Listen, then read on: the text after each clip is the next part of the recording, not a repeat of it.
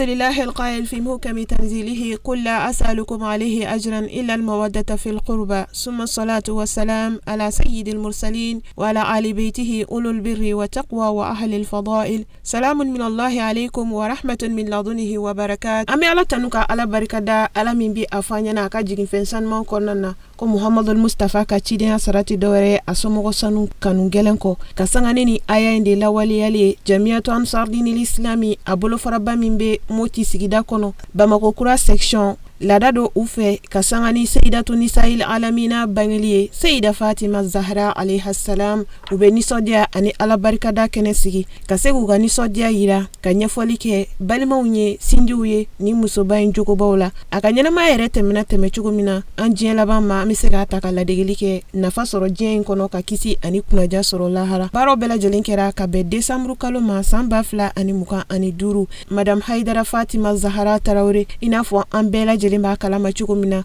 bara numbela jelimike alika bunya anaka yamaria kono aye ambalmamso Madam Mariam Kane ka bla kata norobla ni baraba inkene konana shufe wajulu hukum konana anga moti Bamako Kura ama baw bora ku gani sodia anuka nimsi wasayira ana le village de Sévaré, chez les représentants des chefs de quartier de Sévaré, chez les représentants des forces de défense et de sécurité tout corps confondus, chez les représentants de la communauté chrétienne, chez les représentants des chefs services publics et privés, mesdames et messieurs, en vos qualités et rangs respectifs, honorables invités, bonsoir et bienvenue. L'événement qui nous réunit ce soir est la commémoration de l'anniversaire de Fatima Zahra, épouse du grand lion de la religion musulmane, Imam Ali, et la fille du très grand prophète Mohammed ibn Abdullah, paix et salut sur lui. Nous rendons grâce à Allah le Tout-Puissant et son prophète Mohammed, paix et salut sur lui, pour nous avoir montré cette soirée si spéciale. Nous profitons également de l'occasion pour saluer la bravoure et l'efficacité avec lesquelles notre guide spirituel, le guide des Ansar, à Seydi Chérif Ousmane Madane Haïdara, pour son éclaircissement en nous montrant l'importance de l'événement en particulier, mais de l'islam en général. Ce soir, Fatima Zahra, miroir du prophète. Ce soir, Fatima Zahra, la prunelle des yeux du prophète. Fatima Zahra, l'espoir et la joie du prophète. Fatima Zahra, la lumière incontestée du prophète. Fatima Zahra, l'unique en son genre venu du prophète. Fatima Zahra, l'arc-en-ciel et le reflet du prophète. Et Fatima Zahra, l'irréprochable des irréprochables du prophète. Honorables invités, sachant que l'islam est une religion de paix, de communion, de cohésion sociale et d'amour envers son prochain.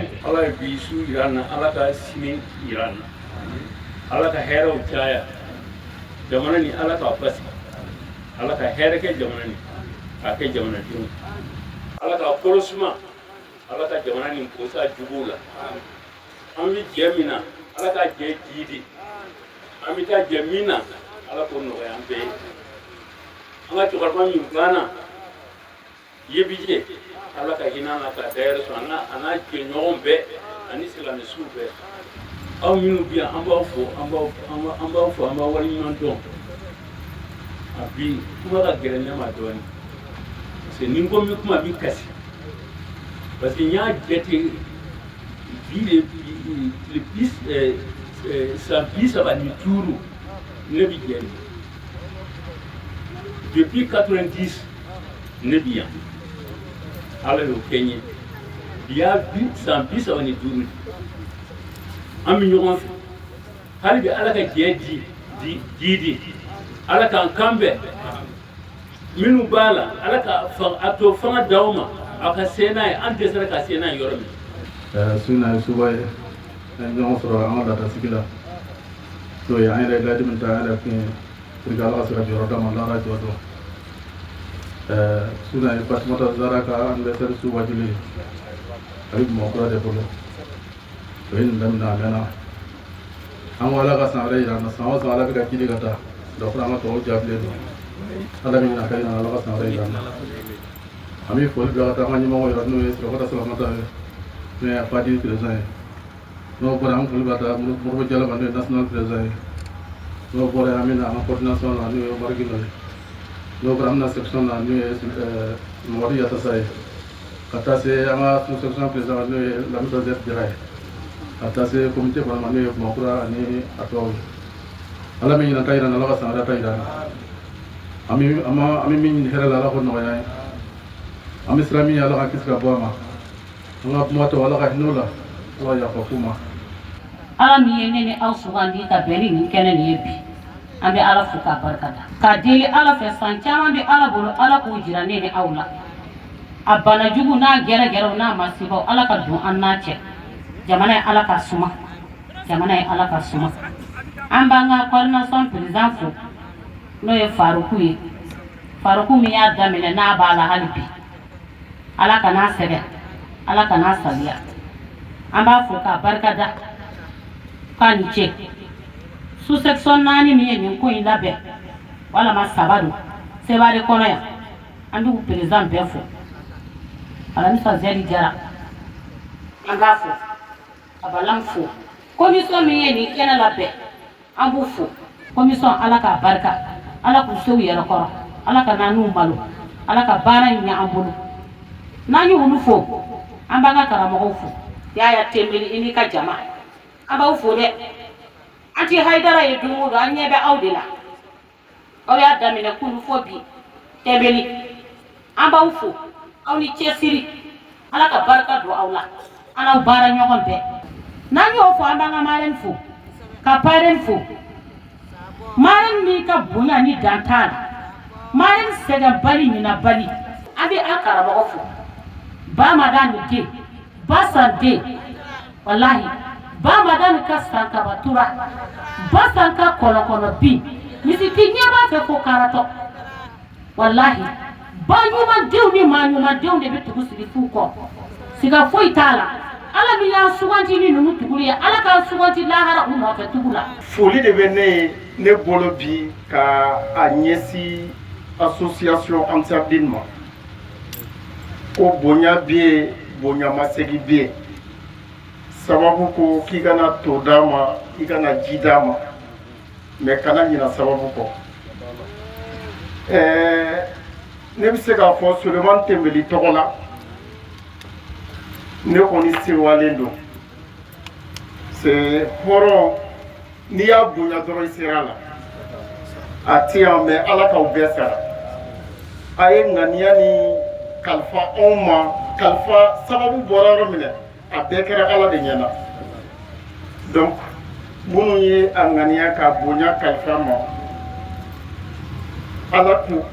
ala ku da ambe jidi ala ka shi ani kenya ani laban ko nyuma ala kan kalfa ambe mo jamana be la ramuna benya bala dugolete mo shila ala ka keleni ala ka fitine ba ala ka jugu malo ala ka fana be kalfa shi ani kene ani laban ko nyuma ala ka danuma ne baw ni awa kene de ali bi jijare do ne parent wala madame Sako ko boka jama bela jenefo ame foli damine section nyamo la na ka jama kulu bela jene ala ka o fanga seni bara ni la o ko fa ame section mo bela jenefo comité bébé ame bela jenefo ame kene la begele fo ame na kara mo fo jantawla olu bu ka bara blaka on kala fi sabila ala kama ala se ka ala nyuma soro ala ka on nafa na baraka o ko fe amanga muso ka nyemo fo madame Kanaba ya sata kasoge ko danta ula ini ka jama kala kan no yake derba to boy wallahi ni jiani bite seliye ga seli dole wala ani sondi ale no ala anta do mimi fo Fatma Zara ka kene o ya muso de ka kene sabale faole na an ka horo ya wallahi ame foli ke ala ka sanera jirana kaya ko ka bela jenefo akuno na ka jama amar tawra na ka jama ko ka bela jenefo ko dantawla bama kura ka o amba fo koy wallahi ni son di ala antara mi fo li ke chogo mina wallahi ni ka kanye aljana saray kiyama jodo ala ka anye da muhammadu kana de muso sanma ala ka anyera nye dauka ala nga do kele umbela jene mina amanga karamo ba fo no le madani de bastande ko bamako ayele kera sababu ye kan be fara nyogo ka kani domba nu jira anna o mana go na ba furumuso nani bela jene fo ame jonne kane kene ka ame Fatumata Jaraw de ka kene ka madam Tarawele haidara ko ne bamako ya yo be sigire be no jamana ala ka wuri herela ala ka nga sa unchaya alhamdulillah rabbil alamin ni ne ko ni nyini ne ba fo normalement kene fen bisigi a bɛɛ bonya kan ka di an ka bɛn mayala de ma wallahi n balimaw n bɛ kuma kelen kɔni fɔ ɲɛnɛ ni tɔn in n'aw m'a ye a yelen filaw bolo a ye na fara a kan mali bɛɛ laseli 3 de kan ka kɛ mali kɔnɔ bi min bɛ mɔgɔ se alijinɛ kɔnɔ a laseli fɔlɔfɔlɔ an ka bɛn mayala a bɛ mɔgɔ min kun na diinɛ taabolo mɔgɔ min kun na islamɛ i chrétien walima mɔgɔ minnu bɛ bouddhisme na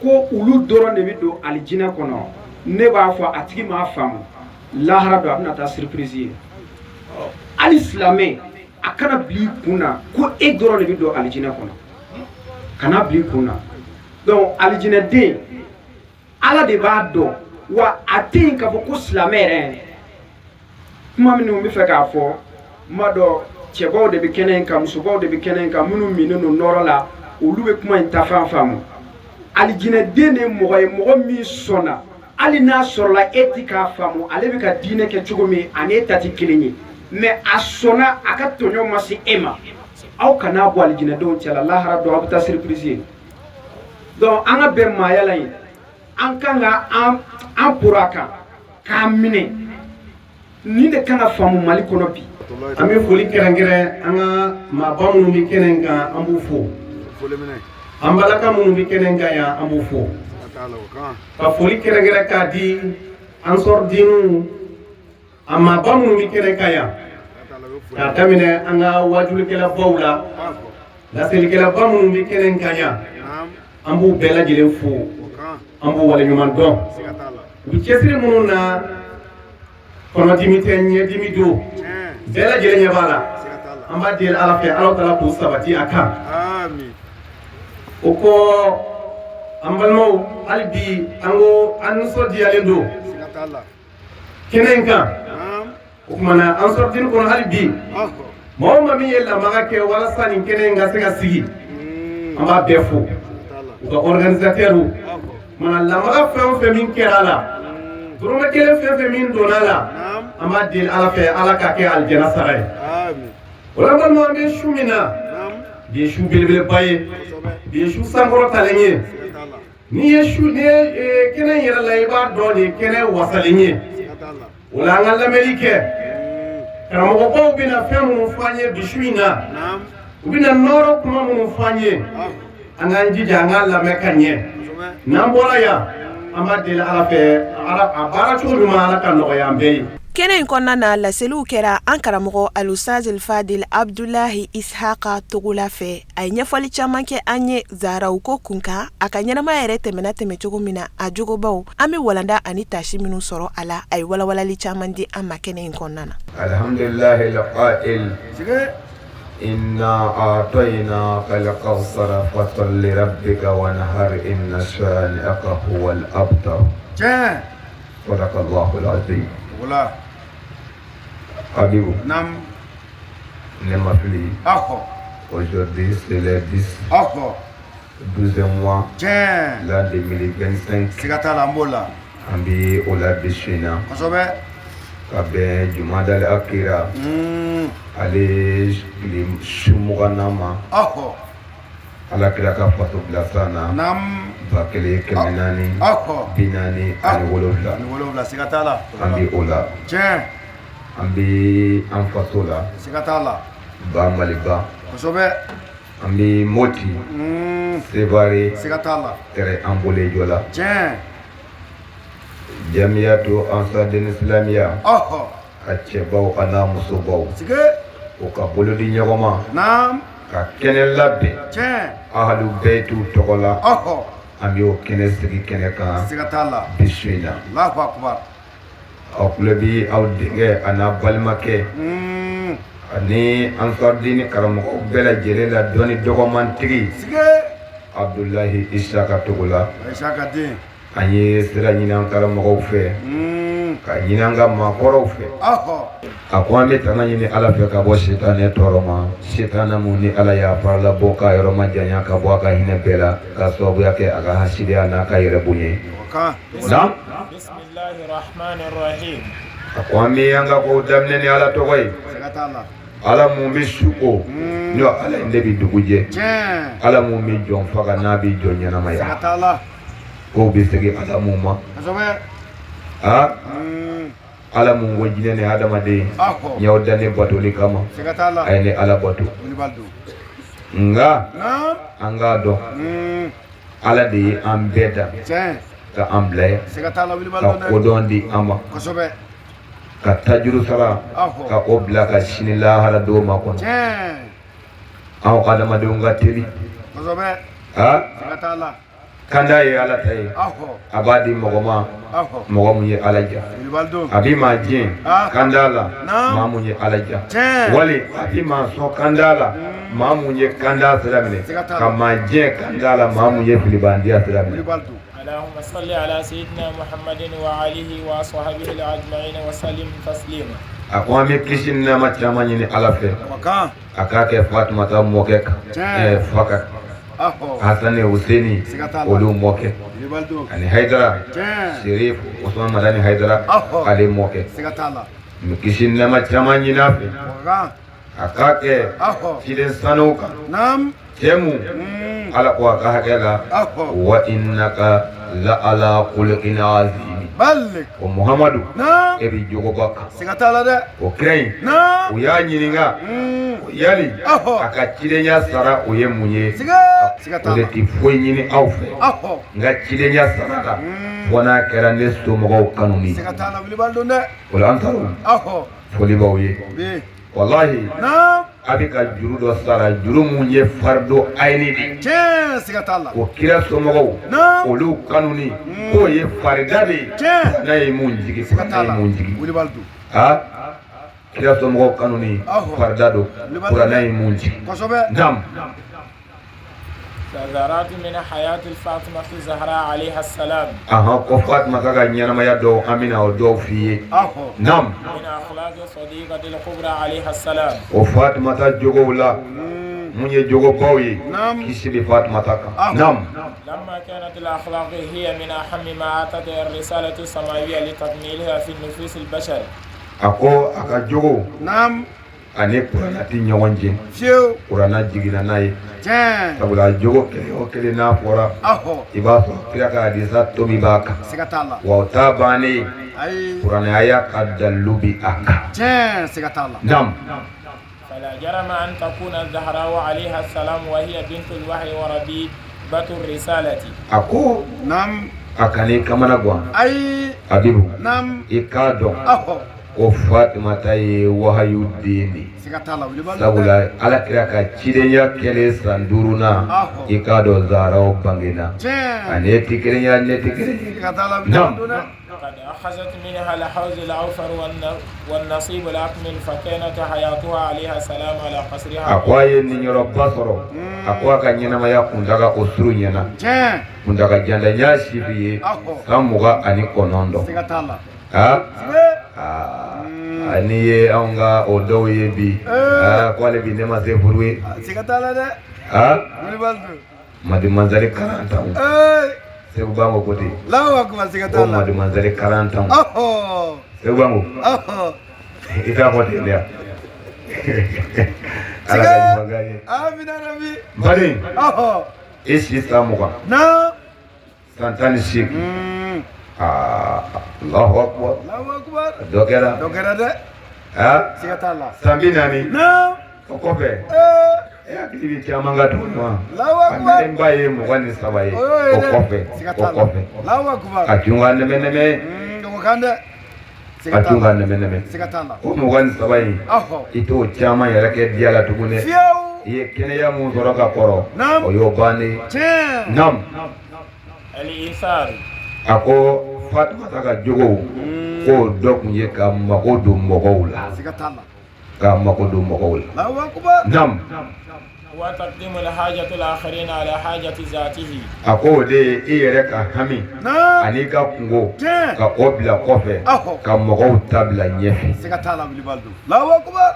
Nka anw bɛɛ ko bi an da donda an ka fini donda an ka pɔsi da den t'a ɲɛ fa ye dɔw fa yɛrɛ dɔw t'a ɲɛ den wuli Baldo dɛ. An bɛ kalo jumɛn na an bɛ décembre la ko Fatumata ko a tun b'a mago don mɔgɔw la dutigi min mago b'a ka du la bi a ka dɔgɔ dutigi min mago bɛ faama min mago bɛ jamanaden na bi a faamaw ka dɔgɔ a ka dɔgɔ siga t'a la ɲɛmɔgɔ min mago bɛ a kɔfɛ mɔgɔw la bi a ka dɔgɔ siga t'a la bɛɛ jɔn b'a bolo t'a la k'a kɔfɛ maa ta o de ka d'a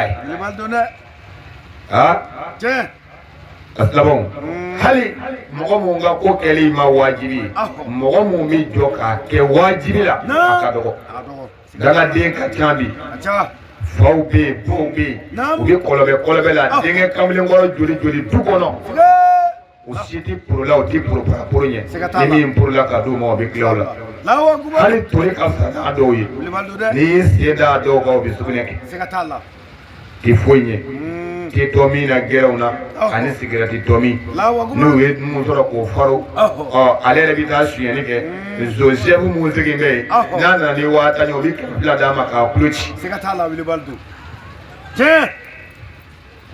Ala ka ɲuman k'an ye Aslamu nka ye denw kɔlɔsi a y'o kɔlɔsi a ye mara segin so naam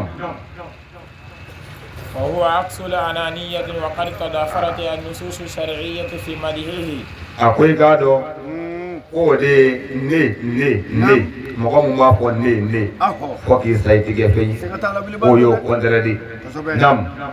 فقد ورد في وصية النبي صلى الله عليه لعلي عليه السلام. A ko nin ma bilala ka bɔ Alakira yɔrɔ k'a ye Seydina Ali ladi don dɔ la nam. علي 3 من حقائق الإيمان. Ako fɛn saba bɛ yen k'o ye limaniya dafalanw ye o ye limaniya tiɲɛ yɛrɛ de ye fɛn saba I bɛ nin lamɛn nam. الإنفاق من الإكثار. A ko ka nafaka tigɛ dɛsɛbaatɔw kan mɔgɔ mun se t'u ye jigiya t'u ye e ka to ka fɛn di olu ma an baw maa caman jigi tugura yan dɛ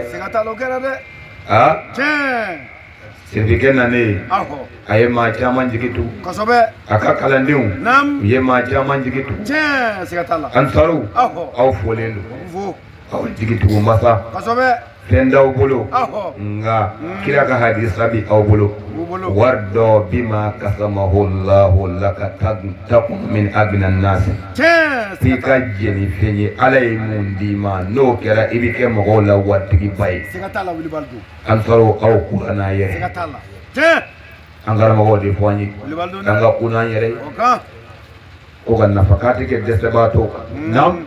وإنصافك الناس من نفسك وبذل العلم للمتعلم. Ani ka mɔgɔw ka ko o gɛlɛya ka tɛmɛ I yɛrɛ ka ko kan mɔgɔ dɔw bɛ yen hɛrɛ foyi t'u la ka se mɔgɔw ma olu kɔni u b'a minɛ k'a kunna nka fɛn tɛ bɔ o man ɲi o to ka jogoni fɔ anw yɛrɛ karamɔgɔw la ko n'an ye mun minɛ an b'o bila a kun kan ko bɔli man d'an ye Ewango aya dabila Allahu akbar tiga n'a tora ka minɛ ka bila kun a bɛ to ka dɔw bɔ a bɛ ka dɔɔni bɔ Allahu akbar a bɛ gɛrɛsɛgɛ foni o fana ka fisa wallahi kosɛbɛ a bɛ gɛrɛsɛgɛ foni a b'a foni ne y'o jalibu caman kɛ wa n b'a dɔn siga t'a la wallahi n b'a dɔn wuli b'a dɔn cogo la a ye sabali Ala ye mun d'i ma to ni mɔgɔw ka ɲɛ a la siga t'a la ko ka mɔgɔw ka ko ka o bila I ta ɲɛ komi an b'o baabu kɔnɔ k'o kɔfɛ wa bazlul ilmi ko ani ka dɔnni di mɔgɔw ma dɔnni ina fa karamɔgɔ nana dɔnni di diɲɛ ma a ye dɔnni di silamɛya ma silamɛya tun bɛ datugulen don karamɔgɔ de nana dayɛlɛ ka jira diɲɛ ma na an bɛ sɛnɛkɛ fo dɛ an bɛ nin kɛnɛ mun kan ye mun datugu mɛ sɛnɛkɛ de y'a dayɛlɛ waati ka dɔgɔ walahi papiyew de fan b'an bolo Seyida Zaharaw jogo Naam a ko o dɔ ye mun ye don dɔ la Hasani wali Hussein ko ale y'a ye don dɔ la Fatumata Zahara a bɛ mihrabu kɔnɔ a ka so kɔnɔ a b'a ka Ala wele yɔrɔ la a bɛ Ala wele mɔgɔ wɛrɛw ye a bɛ Ala wele mɔgɔ wɛrɛw ye ko fo ka taa se fajiri ma a m'a yɛrɛ ka kuma fɔ ko denw y'a ɲininka ko an ba e ye dugawu kɛ mɔgɔw ye fo ka taa se fajiri waati min e ma dugawu kɛ anw ye ko mais pourquoi a ko jaru fajar ko sigiɲɔgɔn o kɔfɛ sigiɲɔgɔn o de ka gɛlɛn walahi n'i lafiyara n'i sigiɲɔgɔn ma lafiya n'i ye adamaden ye n'i t'i baga ye walahi a bɛ ko dɔ k'i la silamɛya t'o ye dɛ ɲɔgɔntɔnya diinɛ tɛ dasago diinɛ hinɛ diinɛ don makari diinɛ o kama Seyida Zahara Jabiri ka kuma bɛ o don dɔ la olu selila kira kɔfɛ kira ye salamu bila a y'a yɛlɛma k'a ɲɛsin olu ma a ɲɛsira olu ma tuma mun na a bɛ ka mɔgɔw ladi o sɔɔni arabukɛ dɔ nana a bɛ ɲini ka dɛsɛ ka taama kɔrɔ fɛ ani dɛsɛ ko kira wulila ka si a ma a y'a madon ka n'a sigi a y'a ɲininka ko mun b'i la e arabukɛw waati ka dɔn ko kisɛ in ka jan nka nafa kama ni Ala sɔnna ma an bɛ caman fɔ a la a ye arabukɛ bisimila arabukɛ ko kira ma ko ale inni jaa'il qabdi ko ne ye mɔgɔ ye kɔngɔ bɛ ne de la ne ye kɔngɔtɔ ye wa o t'a bannen ye n ye fantan fana ye wa n ye fɛɛrɛtɔ ye fini tɛnfɛ nin gɛlɛya saba de bɛ n ka yaala ka kira kira ko ko i t'a to n ka mɔgɔ jira i la ka so dɔ jira i la so mun Ala b'u fɛ kira b'u fɛ olu yɛrɛ bɛ Ala fɛ o bɛ kira fɛ i ka taa i ka kungo fɔ olu ye o k'a dilan wa o yɔrɔ bɛɛ ko kira ko Bilali ma kuma teliya kama ko a ka taa ni arabukɛ Seydina Ali fɛ yen Fatumata fɛ nka k'o don o y'a sɔrɔ Fatumata ani Ali ka du kɔnɔ ani kira yɛrɛ ka du kɔnɔ u ye tile saba de kɛ daga tɛ sigi kira yɛrɛ b'a dɔn a ma nɔgɔn n'i nana o fɔ anw ye an ka taa dusuma ka bɔ cogo min na Tuma ni fantan y'a jɔ dɔw ka da la a bɔtɔ ba ko ne yɛrɛ ka mobili kan ka na ko ni m'o den dɔ ye wari sɔrɔ fɔlɔ mɔgɔ min n'a bɛ k'a kɔnɔ wɛrɛ ko i ka mobili den dɔ ye wari mɔgɔ min nana ko ale ka dumuni ko e ko karibila sɔngɔ mobili karibila wa mɔgɔ karibila ne mɔgɔ karibila kamisa heyi a ye sabali adamadenw an bɛ balo ɲɔgɔn na wa mɔgɔ ye maa dɔ dahirimɛ tigɛ i k'i sigi a ka sini lahara dɔw bɔlaw bi Bilali taara ni arabukɛ ye kira fɛ a tɔgɔ de Fatumata fɛ arabukɛ ye salamu bila Fatumata ko kisi bɛ e kan faman anta ya haza ko e ye jeni ye ya ye cɛ o kala shay'un min arabi aqbaltu ala abika sayyidil basri muhajiran min suqihi wa ana ya bintu muhammadin arim jasadi ja'il qabdi wa wasini bi rahmatin bi yarhamukallah akwai gado ne ye tagamaden ye mun nana jigi i fa kan mun ye Mamadu ye nka i k'a dɔn ni gɛlɛya de n'a bɛ ya Alakira denmuso fini tɛ n kana kelen wa mun ka gɛlɛ o bɛɛ ye fɛn den kɔnɔ sɛnugu jalan bɛ jɔ wa a tɛ jɔ dɛ silamɛw wa k'o ta i ko n'i bɛ se ka hinɛ na ka fɛrɛ n ye fɛn dɔ d'u ma Fatimata a y'a ka so bɛɛ lajɛ hali ɲɔ tɛgɛɲɛ kelen tɛ yen tile saba olu yɛrɛ ma dumuni kɛ silamɛw musoba in bɛna mun kɛ a denw bɛ da golo dɔ kan o dogilen don n'o y'a denw ka si dɛbɛ ye an bɛ mun fɔ bi dɛbɛ mango n'o ye sebe dɛbɛ ye an ka fɔcogo la a ye sebe dɛbɛ kolo dɔ ye mun bɛ faamuya anw fɛ n'o tɛ golo a bɛ mɔgɔ minnu dar'o kan yan a ka dɔgɔ dɛ ko anw ye burusidenw ye an kɔni ye dɔɔnin k'a la Fatumata a ye golo in di arabukɛ in ma a denw da bi si dɛbɛ mun kan a y'o di arabukɛ ma fo a ka taa n'a ye ko a dɔ la Ala bɛna hɛrɛ wɛrɛ k'a ye o golo in ko la arabukɛ ko a ma ko e nin di ne ma k'a sɔrɔ e b'a dɔn ne nana de ko kɔngɔ bɛ ne la ne bɛ mun kɛ golo dogilen na nin bɛ se ka n kɔnɔ fa wa Fatumata y'a jɔ o y'a sɔrɔ a bɛna kɛ denmuso n'o ye Hamza denmuso ye k'o ye kɔnɔ dɔ di a ma kado ye a ye kɔnɔ in tigɛ ka bɔ a kan na a y'a di Bilali ma ko a k'a di arabukɛ ma ko a dɔ la ko kɔnɔ in bɛna nafa a ko n taara i denmuso fɛ ko a ye kɔnɔ d'u ma kɔnɔ mun ni a bɛ n bolo ko nka kɔnɔ in n b'a fɛ k'a feere n b'a fɛ k'a feere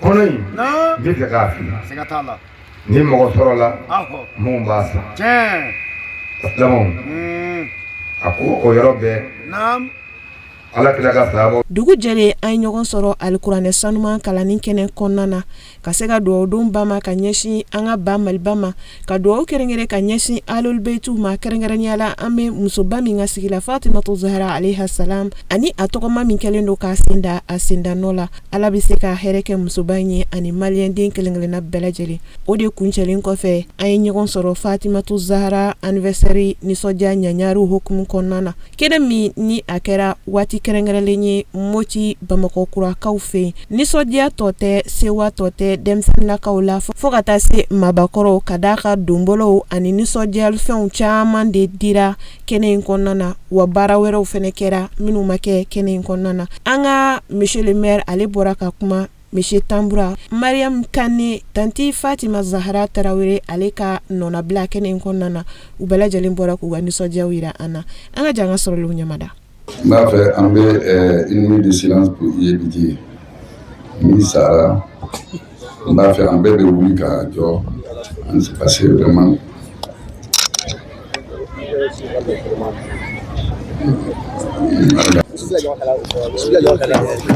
parce que chaque fois que ne nana yan Yebiji de bɛ n'an taara toujours la donc fɛn fɛn an bɛ kɛ yan a tɛ yen bi mais a bɛ yan n b'a fo baw bɛ fo baara min Ala k'aw dɛmɛ Ala k'an dɛmɛ hali bi Ala k'an dɛmɛ hali bi parce que n b'a fɛ ka na sufɛ mais empêchement de kɛra an kun bɛ gouvernement la an ma na fo sufɛ dɔrɔn bon n'o kɛra dɔrɔn an tɛ se ka na n'o tɛ aw ta ni kɔni fɛn fɛn an kan ka na diyagoya lo parce que n'a ma na an tɛ se ka taa yɔrɔ si donc fɛn min kɛra vraiment n bɛ na aw bɛɛ fo aw bɛɛ min bɛ yan min tɛ yan min bɛ yɔrɔ la fo ka se Bamako Haidara ale t'an bɛɛ ka ɲɛmaa ye donc Ala ka taa ɲɛfɛ Ala ka dɛmɛ pour ka se k'an bɛɛ dɛmɛ. Bismillahirrahmanirrahim. Allahumma salli ala Muhammadin wa ala ali Muhammadin wa sallim. An bɛ nin kɛnɛ kan bi ka d'a kan an bɛ Fatima Zahra ka anniversaire kɛnɛ de kan. O hukumu kɔnɔna na Madame Haidara tan Fatumata Tarawele a y'an bila k'an ka bɔ Bamako ka na k'an ka na nin kɛnɛ ni ɲagari ɲɔgɔn fɛ. Jateminɛniw bɛɛ y'a jira ko dan de tɛ Sevarekaw la.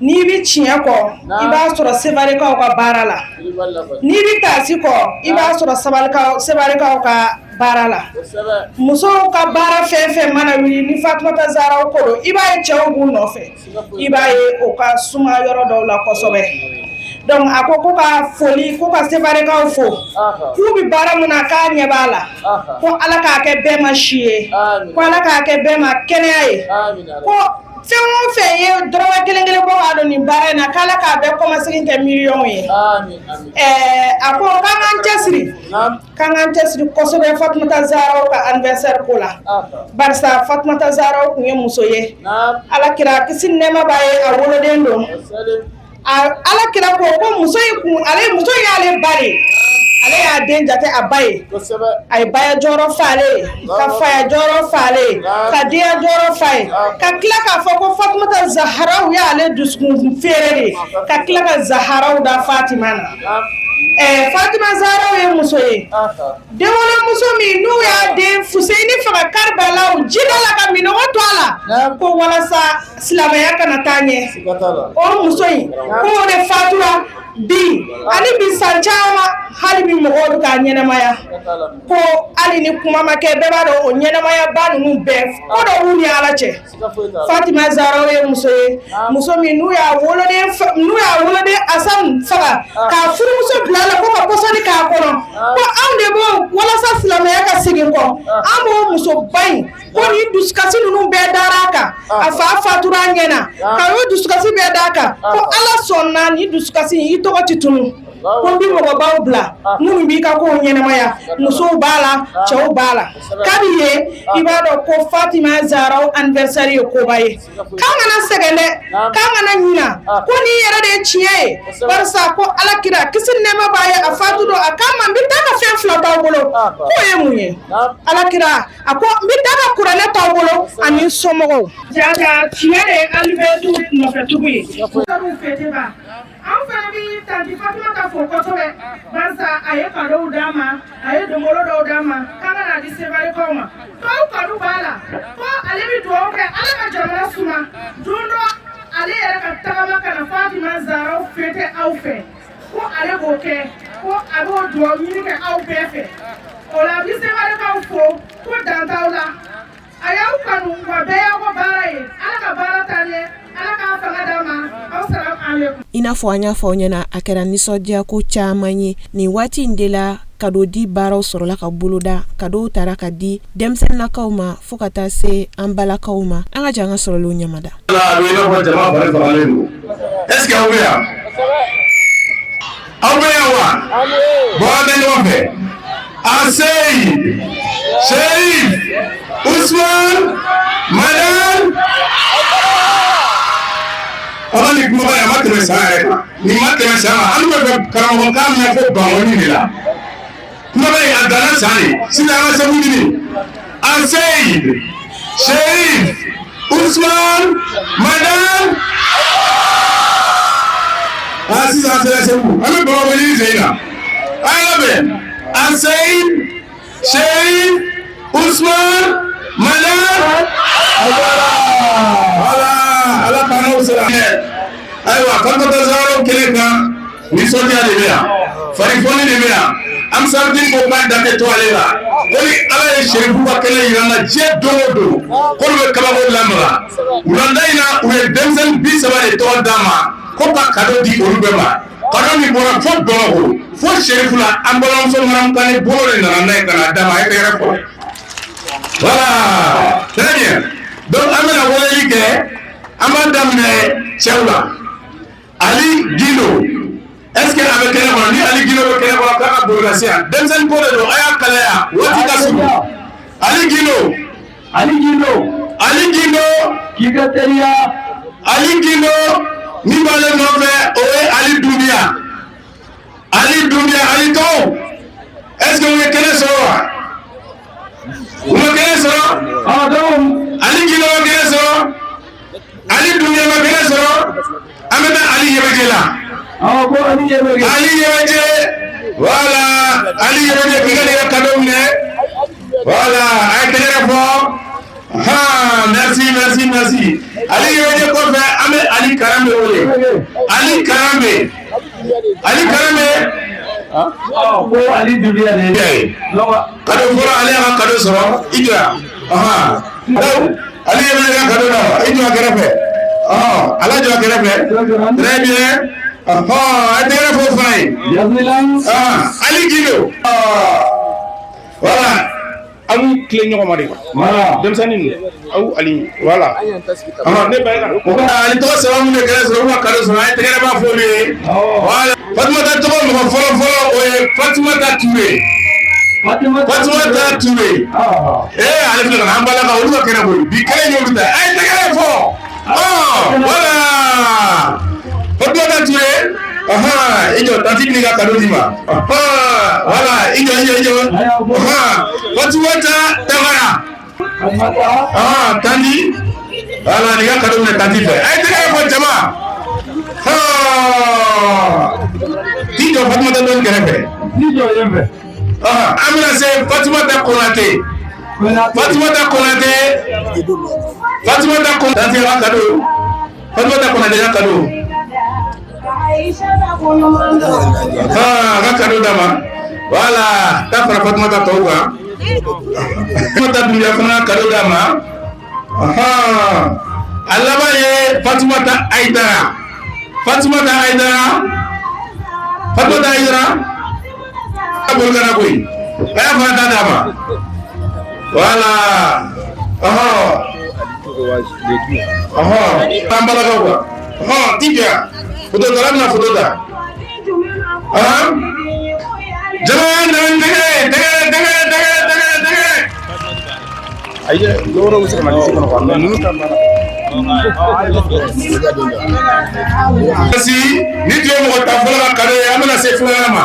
Sisa Aïssa Angoiba na le kene kono. Ama ya mbala ko fo ko den na be. Aïssa Angoiba wati ka suru ay den na be. Nu wala na tro basika kene kene kono. Aïssa Angoiba. Aïssa Galiko. Voilà. Adelia. Aïssa Galiko. Alema yefolo. Adelia. Voilà. Ila kadum ne kantila. Ibijwa. Ede Angoiba wa ile Galiko. Ale Galiko. Aïssa Angoiba ma yefolo. Angoiba. Dobla ka bolgana. Ale dume. Angoiba tunna. Aïssa Angoiba doa. Jeleba Gana. Zainab Ganiye. Jeleba Gana. Amayewa. Jeleba Gana. Aya la nyali Jeleba Gana ba ukafe. Jeleba Gana yala le kaye Aïssa Tapili. Aïssa Tapili baby. Aïssa Tapili. Non yala ku tokodo.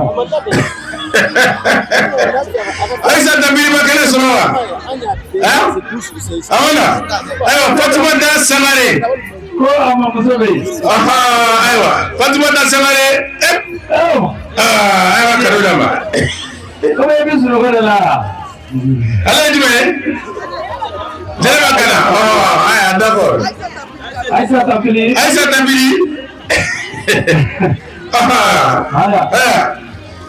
Tapili ko me se Fatima da Samare. Fatima da Samare na le kene ko na abla kana jona. Yaloni jagite silme. Fatima da Samare voilà, ale fana kene soro tanti ka kado dama. Fatima da Diallo. Na ko bado. Flamso, ima ale ka ko ya fle kana. Fatima da Diallo boli kana kado le tanti fe. Kinga boli. Aywa am mamso dama Basi Tanjigiba na kene kono kaka boli ka yara soro. Basi Tanjigiba ke ma ko de. Asmaewa. Basi Tanjigiba. Kaba mo bla ngere. Samare. Ale kene soro. Tati ka kado de bangoy. Am sar jigine le lu. Ni dige do ko ni do ta mo do blay. Fatima Tangindo. Fatima Tangindo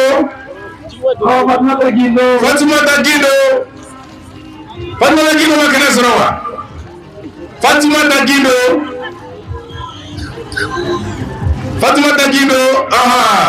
Voilà, nitio groupe fulana photo tala ilabe. Voilà. Jamaa ndo tegere.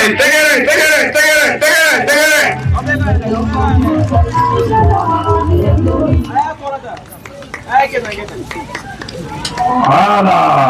Ok, merci. Aw bɛ se ka taa sigi yɔrɔ aw ni ce aw ni baraji. Ala ka san 100 di an n'aw ma. An bɛna se voilà an bɛna se lisi sabanan ma. Lisi sabanan ale ma fɔ ye Fatumata Pujugu. Fatumata Pujugu n'a bɛ kɛnɛ kɔnɔ a ka yala sɔrɔ. Tanti tile mana tanti fɛ kana cadeau minɛ. A tɛ ban koyi. Ni karamɔgɔw m'an deli bi an bɛ se k'a di fo sini sɔgɔma. Siga t'a la. Fatumata Yalikoye. Fatumata Yalikoye. Hop. Bi kɔni an b'a ko la o ye. Fatumata Narkumana. Fatumata Narkumana. Fatumata Narkumana tɛ ye wa? Wa ka foli ka kɛnɛ min. Fatumata Narkumana ale ma kɛnɛ sɔrɔ. Ayiwa an bɛ tɛmɛ. Fatumata Kolio. Kolibo. Jumɛn? Fatumata Narakumana. A y'a gɛrɛ koyi. Bi kɔni an tɛ pan Fatumata tɔw kunna yan. Ayiwa Fatumata Kolio Kolibo de don. Kolibo de don. D'accord. Fatumata Kolibo. Bozomuso. Gɛrɛ tanti la. Voilà.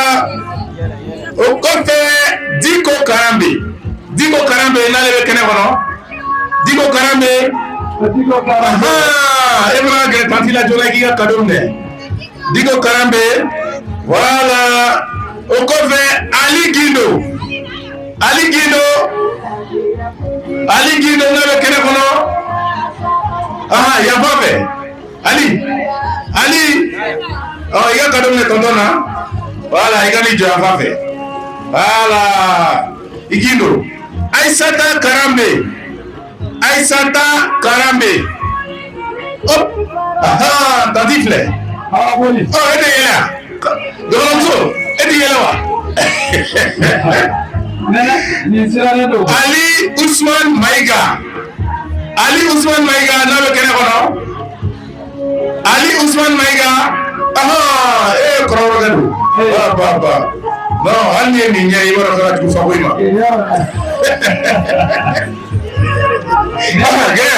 Voilà. Salimata Tembeli. Boli. Salimata Tembeli. Gɛrɛ tanti le ka cadeau minɛ. Voilà. Aramata Jigiba. A bɛ mun ye ni karamɔgɔ man deli an b'a dili dabila. N'i ye kelen ta yɔrɔ kelen bila nɔ la a tɛ ban. Aramata Jigiba. Voilà.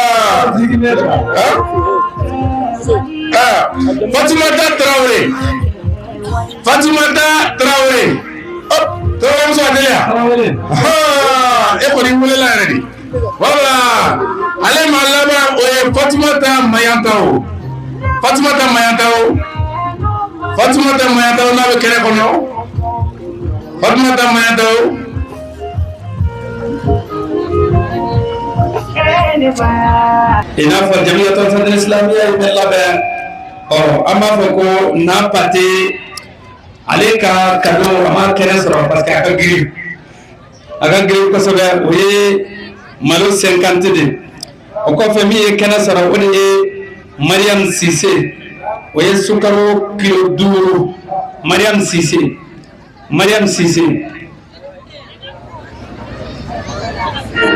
O kɔfɛ Mariam Cissé o kɔfɛ Fatim Diko o fana sukaro kilo 5. Dɔw ka jɛrɛ k'a ta ka d'u ma.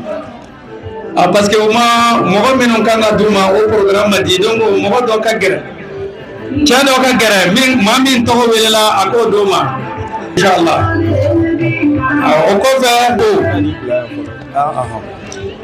O kɔfɛ Fatim Diko a bɛ yan. Salimata Jara o fana ye sukaro kilo 5 ye. Salimata Jara. O kɔfɛ Salimata Jara a y'a teliya su kora cadeau hakɛ min bɛ yen a tɛ se ka di kɛnɛ kan yɛrɛ. U ye min d'a ma dama o ye cadeau 30 ye. O la an bɛ dɔ de fɔ. O la o fana sukaro kilo 5 araba olu kɔni b'a dɔn. araba bi yɔrɔ min na a ka kɛnɛ araba ani sukoro kilo 5 safinɛ karton 1 ani sukoro kilo 5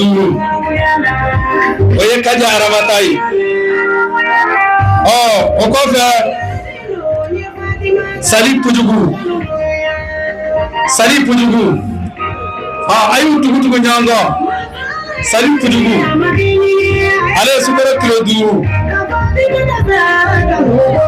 ale ye sukoro kilo 5 o kɔkɛ o ko maji samakɛ o fana ye sukoro kilo 5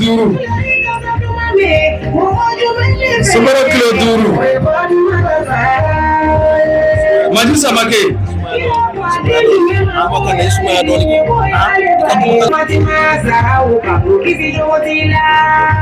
wala maita dira mɔgɔ 12 n'a Tarawele sukoro kilo 5 amma fa Sayid Sharif Usman Madan Haidara wala mɔgɔ 17 ata gindo safne karton 1 ata gindo ata Jamiyat Ansarul Islamiyah ko gindo la kaw paso wala mawtan nanna oye Fatimata Keita o fana ye safne karton 1 ye Fatimata Keita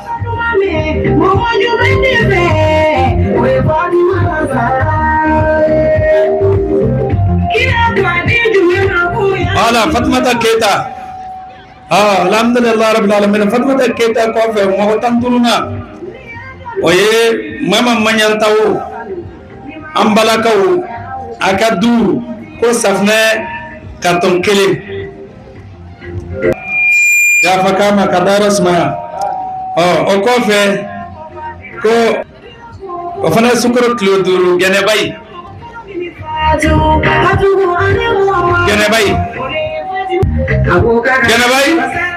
o yo sara o ko fe mo tan o ye ba kaja fongoro safna karton 1 mo ta ani segina ina goro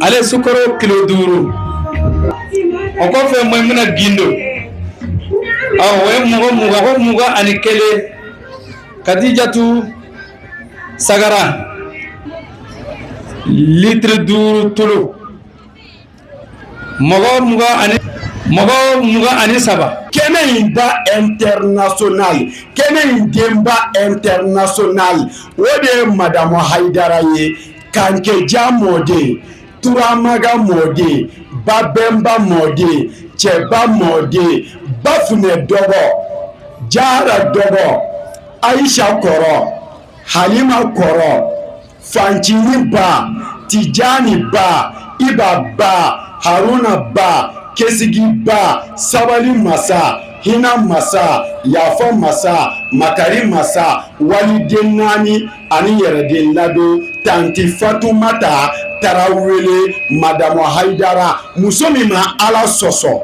ama kira soso ama fa soso ama ba soso Fatumata anniversaire amisaru ka siraka jamana binani kene indemba international wode Madame Haidara Tanti Fatumata Tarawele kaba ko bi Fatumata ko ina Seydina Ali ba o tɔgɔ ye Fatumata Seydina Ali muso o tɔgɔ ye Fatumata Seydina Ali den o tɔgɔ ye Fatumata Seydina Ali mɔden o tɔgɔ ye Fatumata an karamɔgɔ y'a den 2 a ye olu de tɔgɔ da Fatumata Zaraw la aljinɛmuso kuntigi 4 de don olu ka ɲɛmɔgɔ o de ye Fatumata ye na tanu laban anw ka sababu ɲuman na Muhamadu nɔrɔ Seydina Ali nɔrɔ Fatumata nɔrɔ Hasanu nɔrɔ Useini nɔrɔ Zebdine Ali nɔrɔ Jafari Sodiki nɔrɔ Muhammad al Jawadu nɔrɔ Ali Rida nɔrɔ Hasanu Askaru nɔrɔ Aminata Haidara de Aisa Haidara de Musa Haidara de Bokari Haidara de Muhammad Haidara de Bama Dani de Basitan de Magoroba de Aisa Haidara de Bafune cɛ Jara cɛ Fatumata cɛ Aisa cɛ Tanti Halima Dakamaisha ale furu cɛ. Kɛnɛ sanuman bɛ yen a kun cɛra ni an karamɔgɔw ka duwawu sanuman ye ani jama bɛɛ lajɛlen ka don hadara la ka damakasi kɛ k'an magɛrɛ Ala la ni alul beytiw ye kɛrɛnkɛrɛnnenya la ni musoba ye Fatima Zahra alayha salam. أعوذ بالله من الشيطان الرجيم بسم الله الرحمن الرحيم اللهم صل على سيدنا محمد وآله وصحبه وسلم تسليما اللهم إنا نسألك ونتوجه إليك بنبيك النبي رحمة محمد صلى الله عليه وآله يا أبا القاسم يا رسول الله يا إمام الرحمة يا سيدنا ومولانا إنا توجهنا ونستغفر ونتوسل بك إلى الله وقدمنا بين يدي الله حاجاتنا يا وجيها عند الله اشف لنا عند الله يا أبا الحسن يا أمير المؤمنين يا علي بن أبي طالب يا حجة الله على خلقه ومولانا إنا توجهنا ونسأل واستغفرنا وتوسلنا بك إلى الله وقدمنا بين يدي حاجاتنا يا وجيها عند الله اشف لنا عند الله يا فاطمة زهرا يا بنت محمد يا قرة أعين رسول يا سيدتنا مولاتنا إنا توجهنا واستغفرنا وتوسلنا بك إلى الله وقدمنا بين يدي حاجاتنا يا وجيها عند الله اشفي لنا عند الله. أعوذ بالله من الشيطان الرجيم بسم الله الرحمن الرحيم الحمد لله رب العالمين الرحمن الرحيم مالك يوم الدين إياك نعبد وإياك نستعين اهدنا الصراط المستقيم صراط الذين أنعمت عليهم غير المغضوب عليهم ولا الضالين. اللهم صل على سيدنا محمد الفاتح لما أغلق والخاتم لما سبق ناصر الحق بالحق والهادي إلى صراطك المستقيم وعلى آله حق قدره ومقداره العظيم. Ina fɔ an y'a fɔ aw ɲɛna cogo min na nin kun ye an ye Moti mara kɔnɔna na Bamako kura section san o san u bɛ nisɔndiya ani alabarikada kɛnɛ min sigi ka sanga ni Fatimatu Zahra alayha salam ale ka anniversaire hokumu ye an bɔra k'an ɲinɛn baaraw de yira aw la o min kɛra ka bɛn décembre kalo ma san 2025 baara in bɛ an ba Madame Haidara Fatima Zahra Tarawele ale ka bonya n'a ka karama kɔnɔ kɛnɛ in kɔnɔna na a ye maa bila ka taa a nɔna bila ni ka tila ka donbolow fɛnɛ di ani nisɔndiyali fɛnw di ka taa di Moti Bamako kura denmisɛnninw ma nin bɛɛ lajɛlen bɛ don tasibila ani duwawu don ka ɲɛsin nin muso sanuman in ma an b'a ɲini Ala fɛ Ala ka baara ninnu bɛɛ lajɛlen sara kɛ aljana ye an b'a fɔ a bɛ baara minnu kɛla nin ye ya Rabbi Ala ka sara kɛ aljana ye baara ninnu tɛ taa musaka kɔ Ala ka miliyari caman di an n'a ma haza wa salamu alaikum wa rahmatulahi ta'ala wa barakatuhu.